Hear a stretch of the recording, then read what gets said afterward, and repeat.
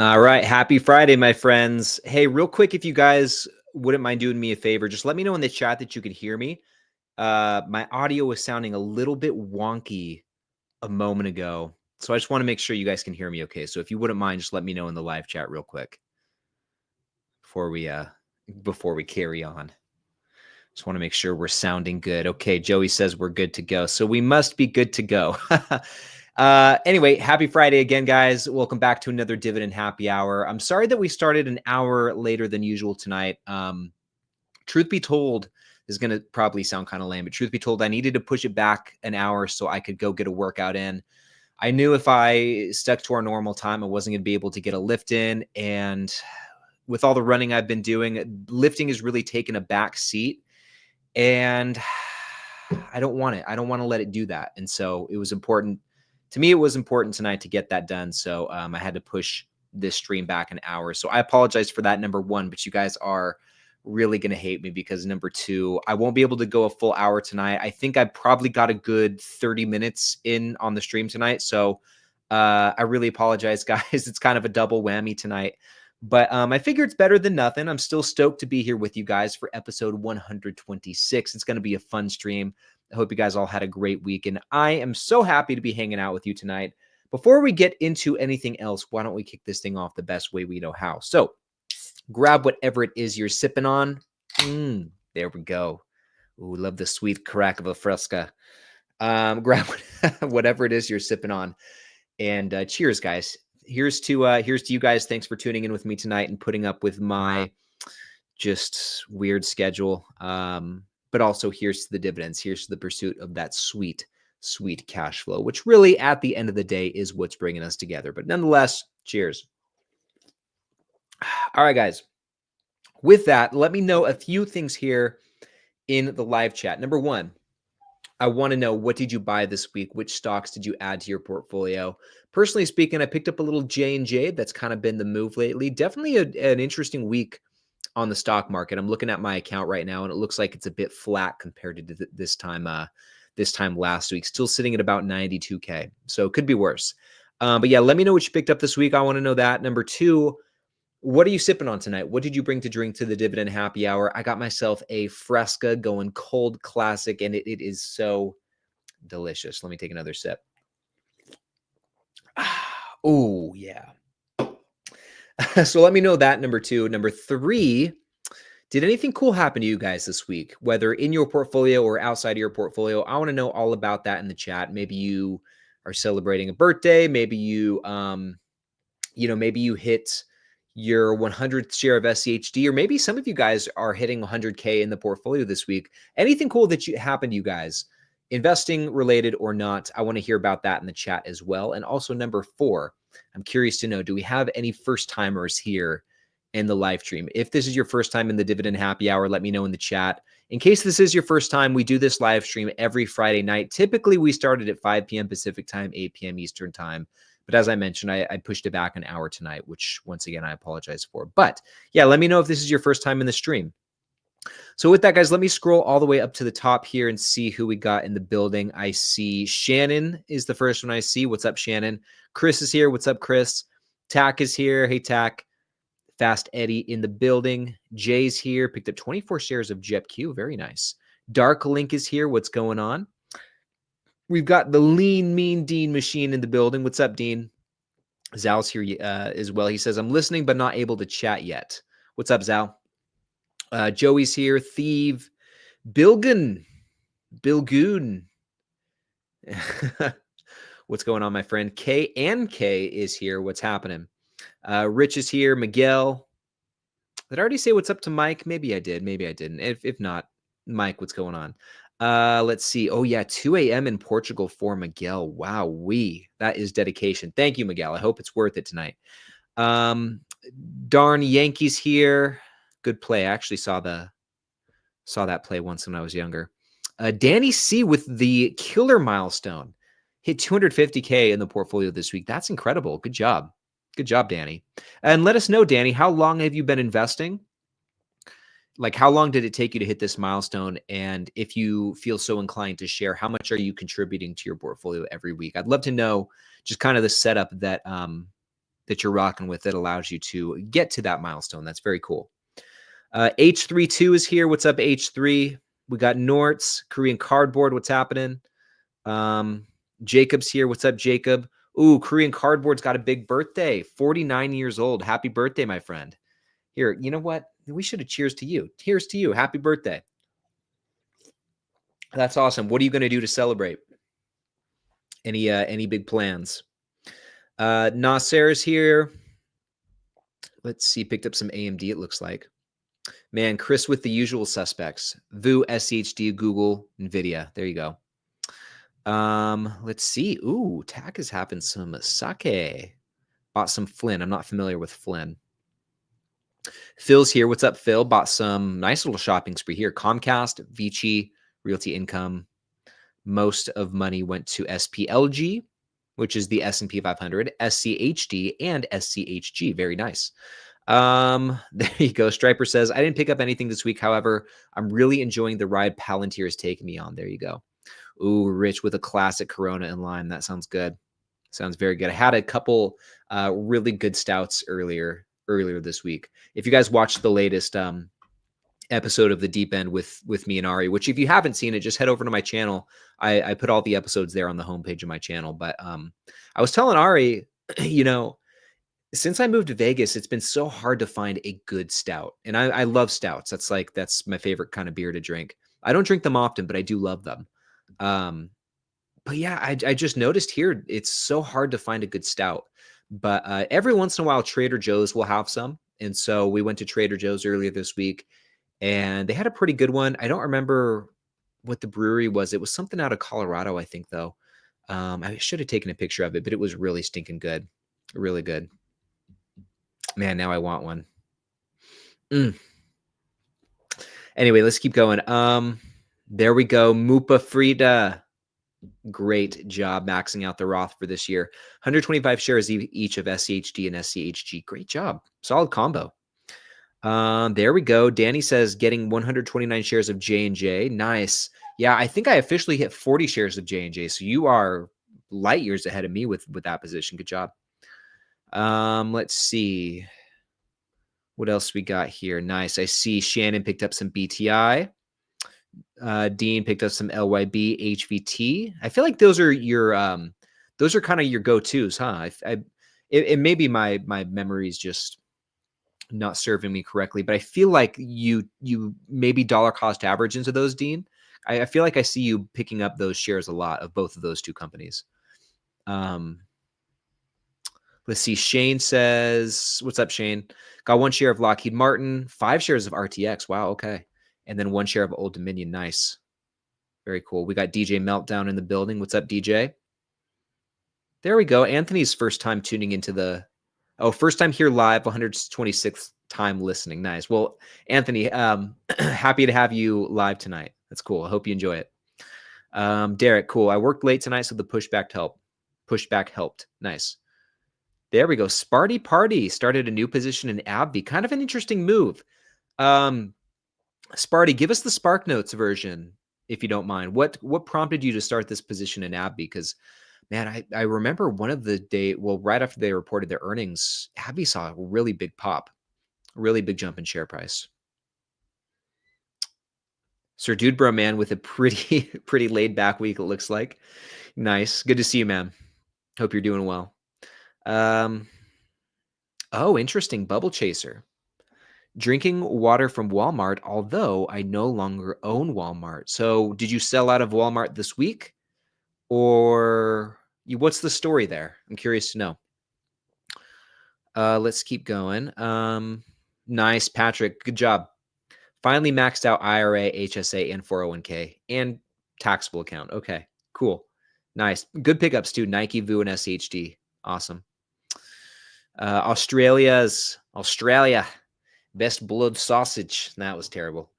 I butchered that one. But what's going on? Michael's here. Travel with Mike. What's up, Mike? Mike Skis in the building. Oh, okay. Joey says made some big sales in job 2 and got a big commission. A big commish. Love that. Bought 18 shares of SCHD and 10-ish each of Realty Income and Vici. Very nice. Very, very nice. Phil with 105 shares of QQQM. That's a big buy. There we go. Ooh, Brian, this is kind of an interesting question. Favorite non-dividend stock? Let me think about this for a few minutes. I'll circle back to it. Truth be told, I really don't spend a whole lot of time. Actually, I really don't spend any time with non-dividend payers. I really don't. The only one the only one that comes to mind really is like Dutch Bros. I've always been kind of interested in companies like Spotify. That one's always been interesting to me. Um, yeah, but I really don't. Like I said, I don't spend a whole lot of time with the non-dividend payers. Yeah, I think that's pretty much answers the question. I don't have a favorite non-dividend stock because I don't spend time with them really. I will tell you this though, kind of a twist on that question. Not really a twist, pretty much a totally different question. And I want to throw this back on you guys. Can you think if you had to pick one privately owned company, let's say it suddenly went public, that you would buy immediately, which one would it be? Do you understand what I'm saying? Like, think of a privately owned company that you'd like to buy shares. That's the better way to put it. Which privately owned company would you love to buy shares in? Let me know that in the chat. I've got two really good ones that I'm thinking of. Trader Joe's is number one for sure. Well, not in any order, too, but Trader Joe's and In-N-Out Burger. If those two became public, I would dividend or not, I would swoop up shares of those like immediately for sure. Let's see. Nico's here. David, what's going on? Yeah, I see some more Nike buys. Little Hershey, Pepsi. Yeah, there you go. Ooh, JJ, get well soon, my friend. It is flu season for sure. Definitely something going around. Lance is here. Pot roast. What's going on, guys? With some more. I see some more Nike there. Mill. Wow, big pickup of SCHD. Nice, very nice. Zhao with a nice little shopping spree as well. Looks like 4 solid companies there. Yeah, Nike definitely looks like a popular one today. Strava for Cam? Is that or Straya? I don't know what a Straya is. I know what Strava is though. That's the running app. I wonder if that's what you're talking about or if I'm just tripping. Brian is back from vacation. Nice. Hope you had a good vacation. And Brian, where'd you go? Where'd you go on vacation? Let's see. Hey, Sam, what's going on? Investment Panther. Nice. That's a strong name. Christopher's here as well. Oh, look at this. This is a big buy. 27 shares of Google, 200 shares of SCHD. Nice job. Nice job. All right, guys. I'm going to continue getting caught up in the chat. Oh, yeah. Chick-fil-A. Chick-fil-A is another one there for sure. Canva, that's a good one. Yeah, Chick-fil-A looks like a very popular one. I didn't think about that. In-N-Out, I see David says In-N-Out too. Cargill, yeah. Hey, Kevin. What's going on? Anduril, huh? Okay, I see a couple of you guys saying Anduril. I'm not familiar with that company.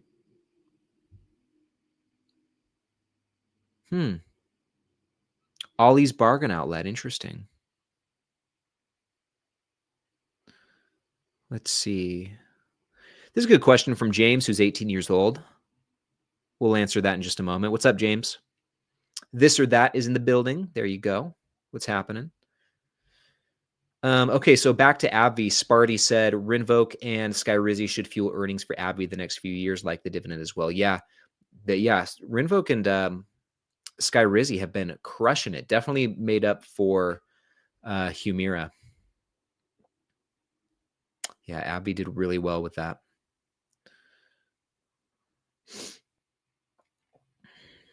Let's see. Oh, was in Japan for 2 weeks. Nice. Be still going with Five Guys. There you go. Yeah, so you could do any of those really, like Five Guys, Shake Shack. I've never had Whataburger. I don't know about you guys.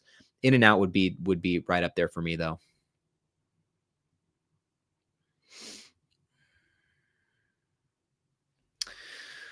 Ooh, Tony, man, Risky move. Risky move with the margin. Be careful with all of that. Be careful, please. Tim says, I warned another YouTuber about his Pfizer position because of your recent video. Yeah, well, thank you. And I could totally be wrong about Pfizer. I just saw some red flags there. I've seen them for a while. But you know what? Pfizer just put out some pretty solid earnings earlier this week. Better than I was expecting from them for sure. So we'll see what happens with them from here. They took on a lot of debt to buy, I think it was CGen, because I ended up looking it up after I put out the video in 2023. And I think so far that's kind of helping their earnings now. So yeah, we'll see what happens with Pfizer. We'll see what happens with that one. I would honestly, guys, I would be very surprised though if UPS doesn't cut their dividend. Out of the 3 stocks I mentioned in that video, which was UPS, Texas Instruments, and Pfizer, I think UPS is probably most likely to cut their dividend out of the bunch. At this point, I would actually be very surprised if UPS doesn't eventually cut their dividend. Danny said, hey, Ryan, read earlier post. Which one are you referring to, Danny? You might just have to, oh, there we go. This one? There we go. Okay. About the 250K, right? Started in 2022 with 401k. Oh, wow. There you go. That explains it. You contribute about $6,500 per month. That's great. Holy cow. Good job. Unreal. Okay. Let's see. Glenn's got a good question about Clear Secure. I'll just answer this one real quick. I'm heavily considering buying some more Clear Secure here pretty soon. It's quickly become the biggest loser in my portfolio. I think I'm down about 20% right now, which kind of stings, but yeah, not a huge position. So it won't completely wreck me. But yeah, I might start buying some more Clear Secure here pretty soon. I've really been enjoying buying J&J and Vici properties lately. I want to continue prioritizing those. But if those get to a point where I just no longer feel like the valuation's good, then I will transition back into buying Clear Secure again.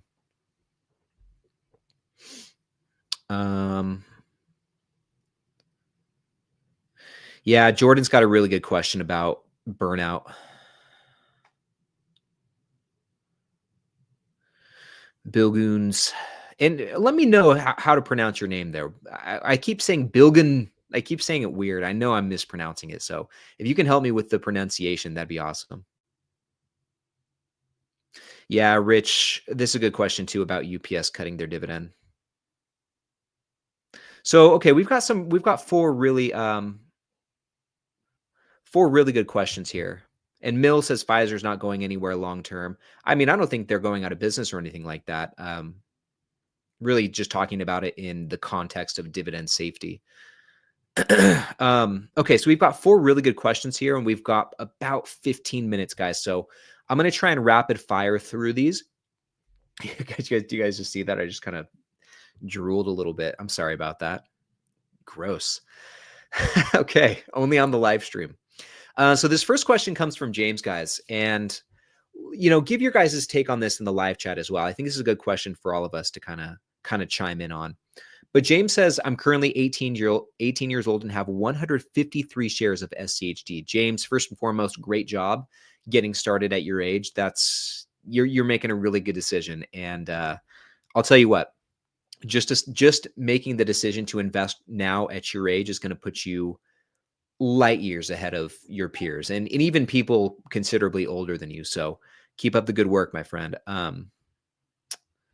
Okay, so sorry, guys. I was looking at the chat, getting distracted. James says, what should I buy next for my portfolio? I'm looking to hold for 30 plus years. Very new with all of this stuff. So so far, it sounds like James just has SCHD, 100% in SCHD, which I don't think is a bad way to go. But if you were to add anything else, I think it would make sense to counter the dividend and dividend growth focus of SCHD with something that can maybe offer more like share price appreciation. And SCHD is really no slouch in the share price appreciation department, but you'd probably benefit from some broad exposure to the rest of the market. So, and this is where I become a fan of like a VOO, or pick any S&P 500 fund, whether it's VOO or SPLG or Schwab's equivalent of the S&P. I don't know what their S&P 500 ETF is, but this is where I become a fan of that type of approach. Part S&P 500, part SCHD. I think that those two have a really solid balance, or offer a really solid balance and give you the best of all worlds. And that's the approach that I take in my Roth IRA. I just dollar cost average into SCHD and VOO every week. So I don't think that's a bad way to go. Um, Instead of the S&P 500, or even in addition to, you can also stack that with something like an SCHG, which is pretty much like no dividends. Um, and very, very growth oriented. So I think that any sort of combination of those things would offer a really, really nice balance if you were to add anything on top of SEHD, especially if you have a 30-year time horizon. I think you could really build something meaningful with that type of approach. So hopefully that all makes sense. VTI could be good too. Sonia says VTI.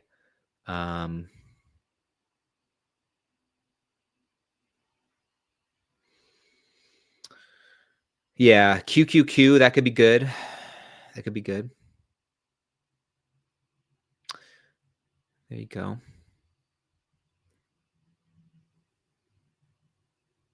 Just looking at the chat. Yeah, VTI, I think it would be a good option too, in place of the S&P 500. If you're going to go VTI, you don't need VOO, and vice versa. If you go VOO, you don't need VTI. I think one or the other.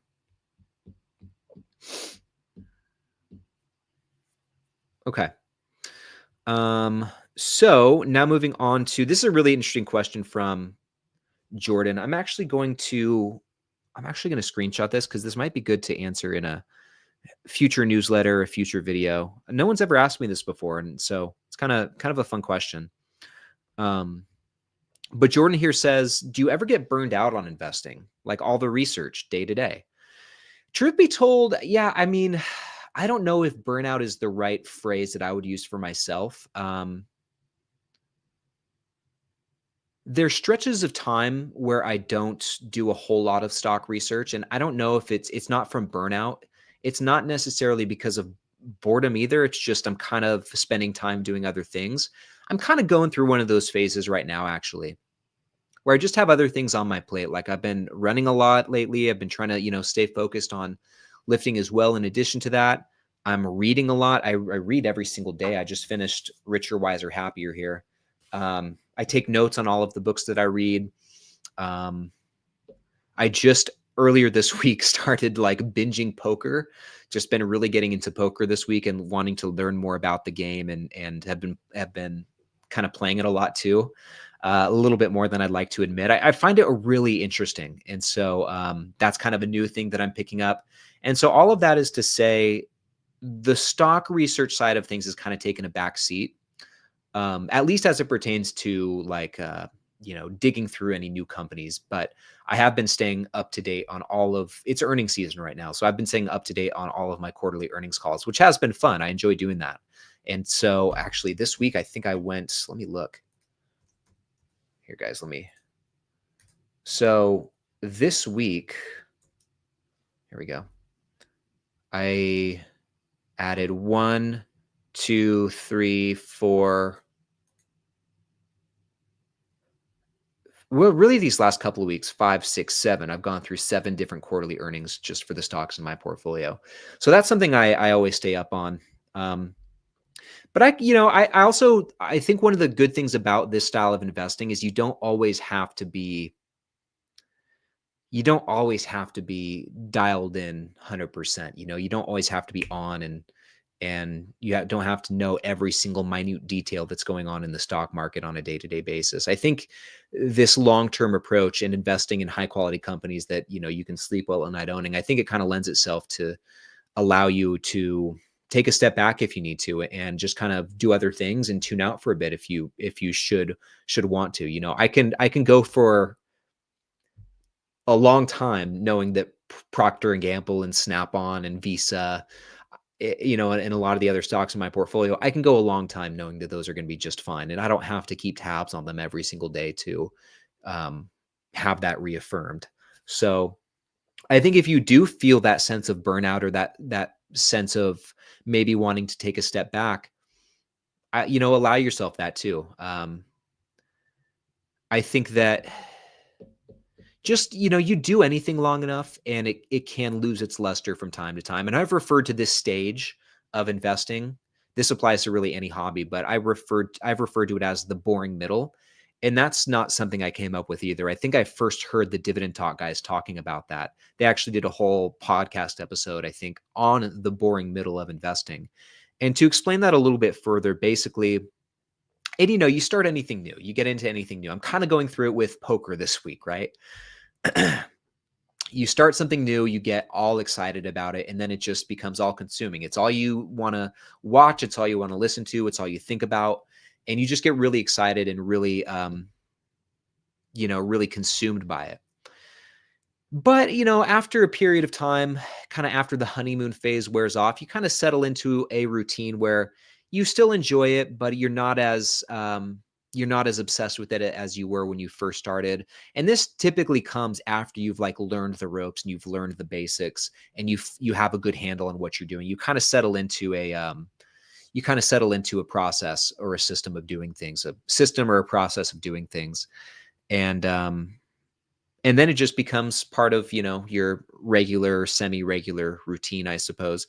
But anyway, you do something long enough and over time it can definitely lose its luster. I've been lifting for like 15 years and I'm at a point with it where it's hot and cold, but it ebbs and flows. But I'm at a point with it right now where I'm just so bored. I'm just so bored of lifting. I don't even know that I enjoy going to the gym right now. It's just not something I really get excited about. But, it's ebbs and flows, and there will be a time at some point in the future where that changes and I'm super stoked about it for one reason or another. Everything feels good and making progress and I'm loving it. But it's ebbs and flows, and I think that happens with everything, any sort of hobby that you have. And I think that's fine. I think that's a natural thing, And let me know too, like, do you guys feel this? Do you feel this as well? Do you have any different takes? I'm curious to know how you guys deal with this as well.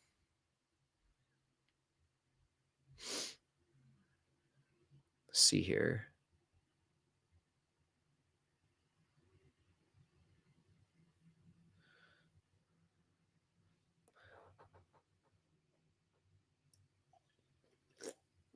I've just been playing online poker, Fast Eddie, just on like the World Series of Poker app.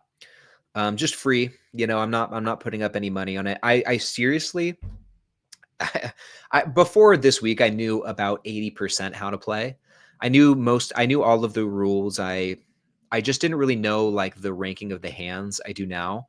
I didn't really understand anything about like, table positioning or like, what are the good hands to play? What are the bad hands? So I'm starting to learn some of the fundamentals a bit deeper, and that's become really fun. I do think if I stick with it, it's only a matter of time before I start playing for like small stakes. I think it'd be fun. I mean, I live in Vegas, so what better place is there for this than that? So I could see myself, every once in a while going down and playing some cash games or entering like $100 tournament or something. If I enjoy it, I don't even know if I'm going to enjoy it after a couple of weeks. So it's just kind of like a hat that I'm trying on. And if it fits, then I'll stick with it.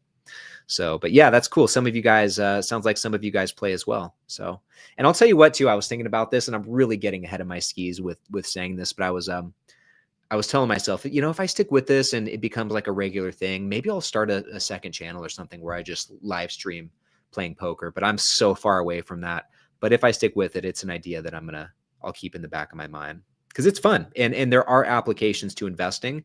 And that's one of the things that made me want to explore it a bit more is just, hearing about the applications to investing that you can get from poker.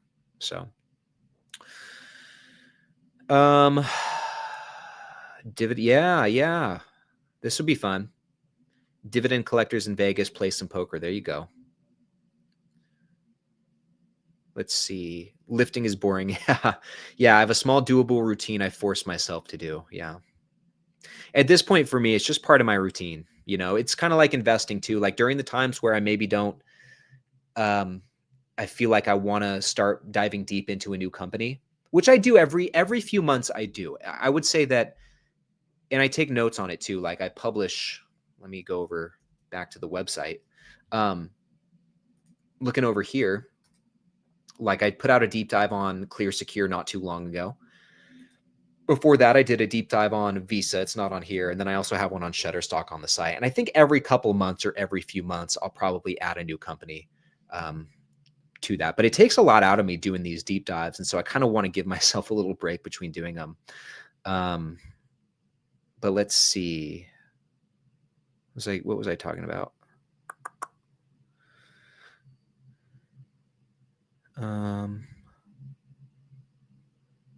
Yes, Zal. Anytime, man. You know what? And I think I mentioned this last week. So I think I did. And I have 2 more questions that I need to get to rapid fire, but I'm stuck on this. So next year, any of you guys, okay, let me take a step back because I'm tripping over my words, getting ahead of myself here.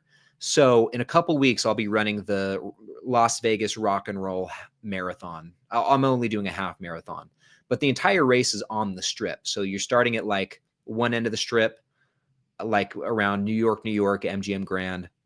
I think you're running down to Mandalay, turning around, running all the way down to Fremont Street, and then turning around and then finishing up at like the Bellagio, I think is where it is. But it's all on the Strip the entire time. I think all of that is flat. It's not very hilly. And it's in the evening time where all the lights are on and stuff like that. They actually closed down the entire Strip for this race. It's going to be really fun. But I'm going to, I'm in this running stuff. So I'm planning on doing it this year. I'm planning on doing it next year as well. So open invitation to join me next year in the Rock and Roll Marathon here in Vegas. And I think for me, like maybe a full marathon at some point, but for now, half is good. Half is good. I don't know that I have any grand ambitions to do a full marathon right now. Let's see. Yeah, Tony says gambling can be dangerous. If you get addicted, you'll blow your whole investment and lose your house, etc. Yeah, I know.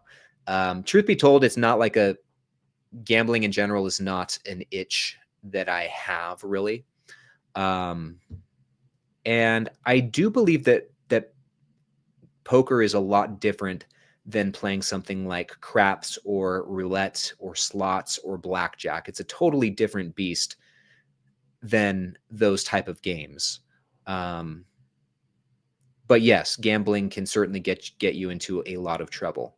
So, and I'm talking like, man, I might take $100 a month and go play. And then that's kind of my allowance and then whatever. So I've got a pretty good handle on that stuff. Like I said, I don't really have that itch to do it to the level that you just described.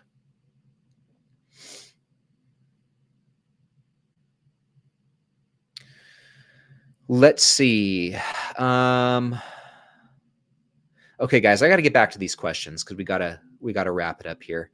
It's already halfway through the hour. And with that said, I apologize if I don't get to some of your guys' questions tonight. And I apologize for making this a shorter live stream. It's just a scheduling thing tonight. So,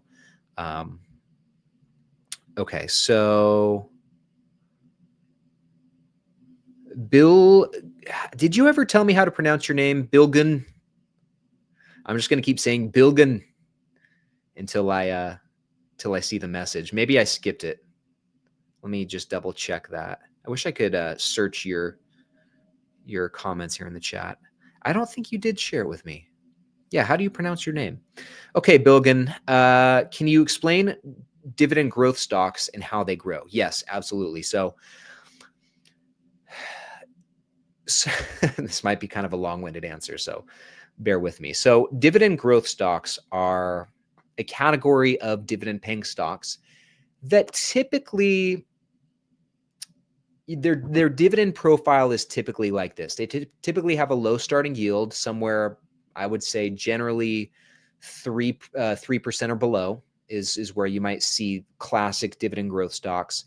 and they'll have 5-year dividend growth rates, maybe 8% or above. I would say the 8% I would consider to be a high-ish dividend growth rate, but really like double digits. There's plenty of companies out there with mid 2% yields and double-digit growth rates, or even lower starting yields. But think of companies like Visa, think of companies like Lowe's, Snap-on, Williams Sonoma, Microsoft. Think of those type of companies. If you go look up their dividend stats, you'll see the what they have in common. It's a very similar profile, but that's what we typically consider to be a dividend growth stock. And there's a few, just like any other company, there's a few ways that they grow and that you can generate returns from them. So one way that you can see a return from dividend growth stocks, or really any stocks, is just share price appreciation, having the share price go up over time. And typically, as it's been said, that share price tends to follow earnings. We can take it a step further and break it down a little bit more and say that if you are dealing with a company whose earnings per share and their free cash flow are increasing over time, if they both are seeing an upward trajectory, then over time you can probably expect to see share price appreciation. You could probably expect the share price to go up over time. So that's one way that the businesses grow, and also you can receive a return from them. Now, obviously, you can also receive the return from the dividend, because they'll pay whatever yield, a 1% yield, a 2% yield. So you'll get that immediate cash flow that also is growing throughout the years. So if you've got like Rollins, I think has a 17% 5-year dividend growth CAGR. So if they just maintain that throughout the years, which they may or may not, we'll see. Based on that growth CAGR, the income that you receive from that one position should grow by 17% every single year. So if you're bringing in $100 year one from Rollins and dividends, with a 17% increase in year two, you'll be bringing in $117, and so on and so forth, assuming you don't reinvest the dividends. So those are the few ways that those stocks can grow. And if you see a company, really the only way that a company can continue to grow its dividend at aggressive rates is to see continued free cash flow growth. So really, at the end of the day, all of these things go hand in hand. Financial growth leads to both share price appreciation and dividend growth throughout the years. So, and that's really like why dividend growth stocks can make for such great investments. And I'm actually this might be a good question to answer in the future too. That's why dividend growth stocks make for such great investments, because it really all starts with the financials. These companies tend to have strong financial growth, and that trickles into all other areas of the shareholder returns, the share price appreciation, the dividend safety, and the dividend growth as well. It really checks a lot of boxes. So hopefully that makes sense. Okay, what I missed in the chat, in the chit chat.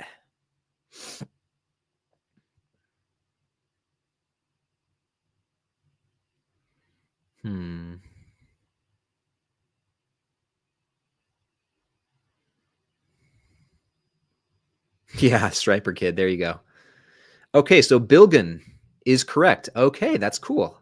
I thought I was totally butchering it. That's good to know, though. Good to know.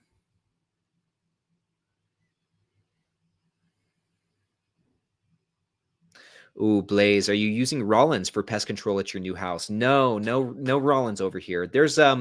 We've been solicited by quite a handful of local companies, though, and I'll tell you what, as soon as you buy a new house, those guys are persistent.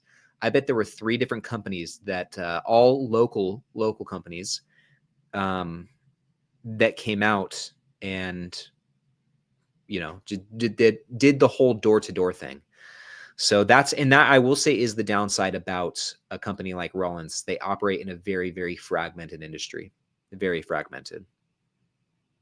But that also, they do a lot of acquisitions, tuck-in acquisitions. So that leaves plenty of room for them to, consolidate the industry and continue to grow their umbrella of companies. So, okay. Let's see. I see a lot of questions about JEPQ. Generally speaking, I think JEPQ is I tend to avoid covered call ETFs altogether, just not really my thing. But I do think ones like JEPI and JEPQ are some of the better ones that you can own. Certainly a lot better than any of the Yield Max or like the Roundhill funds. So if you're going to buy any of the covered call ETFs, I think that those are probably two of the better ones to consider. Okay, guys. So this is the last question here. This one's from Rich. Ryan, if UPS cuts the dividend, do you think the share price will go up? 3M cut its dividend and the price went up. Yeah, I do think it's possible to see that.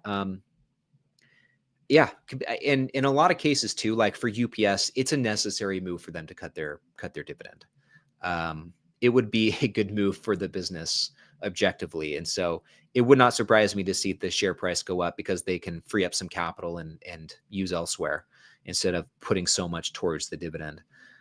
So it's possible to see the share price go up, but it might take some time. People might have a negative reaction to the news, but once the dust settles, the tide could turn. Yeah, I don't know what would happen, obviously, but I do see I do see a scenario in which the share price could go up after the cut. So, okay, guys. Joey, this is I feel like we talked about this last week. This is going to be the last question. Do you read any fiction, or is it all business related books? Yeah, it's pretty much all nonfiction. Pretty much all nonfiction. The only two fiction books that I have in my collection over here are the two books by Ayn Rand. And I think I talked about them in last week's live stream. I talked about them on the Deep End a couple weeks ago too. But yeah, the two fiction books that I have, both by Ayn Rand. One of them's The Fountainhead, which is, I think it's my favorite book of all time. And I talked about that last week. Fountainhead, and then also Atlas Shrugged. So, which are two of her popular books. But yeah, those are the only fiction books I own. Otherwise, it's it's all nonfiction there. A lot of finance and investing books, some biographies. I don't have it with me. I keep leaving it in the other room. I've been wanting to show you guys. I'm reading this book right now called 10 Drugs, which is basically about 10 different, it's exactly what it sounds like, 10 different pharmaceutical drugs and their histories and stuff like that. And so far that's been pretty interesting. I've only read 2 chapters, but maybe 3 chapters now. I don't remember. The first chapter was about opium, which is very interesting, and how it was first founded and used, and how they were able to turn opium into like morphine and codeine, and how all of these other alkaloids, including things like nicotine and caffeine, all were derived from the use of opium, how they were able to extract certain parts of the opium plant to find these other alkaloids. Anyway, very, very interesting book. Also, the other chapter that I read was about the smallpox vaccine, and it's about vaccines in general. And I figure this book would be good, just kind of a good primer for learning more about pharmaceuticals and the pharmaceutical industry. And like I said, so far it's very interesting, very easy read. Let me see if I can pull it up on Amazon real quick, because I would recommend it. It's not a book that I'm going to be taking notes on or anything like that. Here it is. Just because there's not really any applications to investing, so I just don't think it'd be of interest to you guys. But I'm learning a lot from it. It's this book right here. So 10 Drugs by Thomas Hager. There we go. Yeah, I think it's only about 250 pages or something like that. But I'd recommend it. So anyway, guys, let's see. Blaze, ever thought of making a podcast? Ooh, Phil read The Fountainhead. Well, so I have, Blaze, if you go over to my channel and scroll down, I'll show you. I started having these, pretty much podcasts, these deep end conversations with Ari Gutman. Let me go over to my channel. Bear with me. Okay. So if you go over to the channel, scroll down, this right here, this is basically our podcast, and we're 8 episodes in.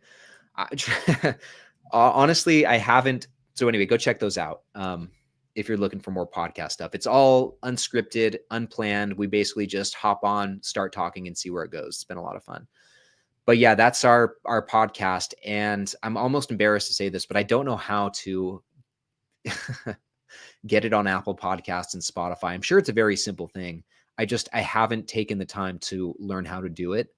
I will soon. And as soon as I take the time to figure that out and get it set up, I'll upload all of our episodes onto the various podcast apps.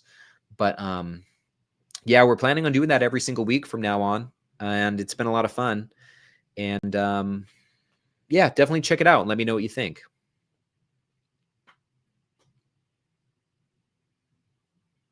Okay, guys, I really need to wrap it up here.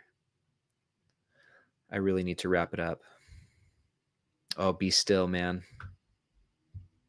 Good quote. Yeah, Derek, thank you for that. I do have a website and a list of investing books that you can check out. So you go over to the website, and I need to update this as well. If you go over to my website, go to the main menu here, go to resources, go down to books, okay, and just click books. It will link you to an Amazon page where I've got a list of recommended books. So at this point, I have 24 different books on here, including The Fountainhead and Atlas Shrugged, which I talked about a moment ago. But these are all books. I've read all of these and would recommend them. So this is a good place to get some ideas, but I do need to update this. I'm going to make a list. I'm going to make a note actually to do this. So update Amazon book page. Okay. So I'll update that for you guys with all of the books that I've read. Pretty much, I'm missing quite a few from that I've read this last year. So, all right, guys. I know we definitely need to get the deep end on Spotify for sure. For sure. Thank you guys for the kind words, Phil and Be Still. I really appreciate that. Yeah, this is fun. You know, Phil says you appreciate the format. It's fun. It's fun just to not have a plan and hang out with you guys for a little bit, you know?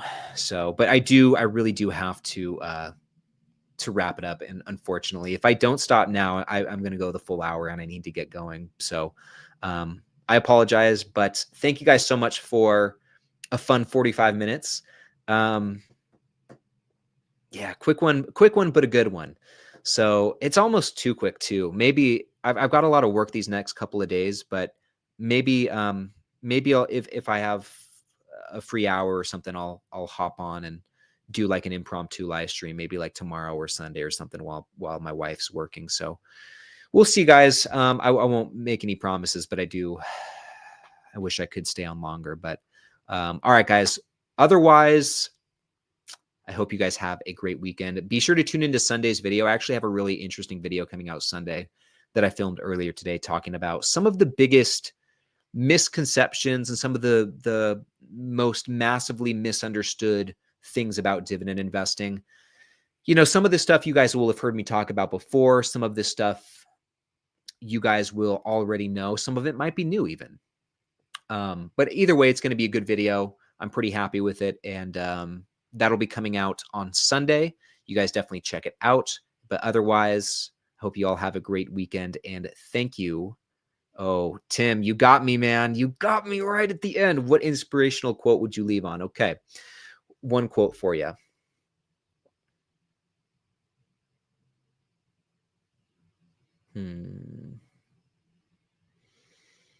I don't have one. No, I do have one. There's a quote. I don't remember it fully. It's I think it's George Washington. There it is. Okay. You ready? Associate yourself with men of good quality if you esteem your own reputation. For 'tis better to be alone than in bad company. I'm going to leave you with that. And I like to think, guys, I'm with nothing but good company tonight. So thank you all once again for your time and for hanging out with me. You guys are the bomb. I hope you have a great weekend, and I'll see you in the next one.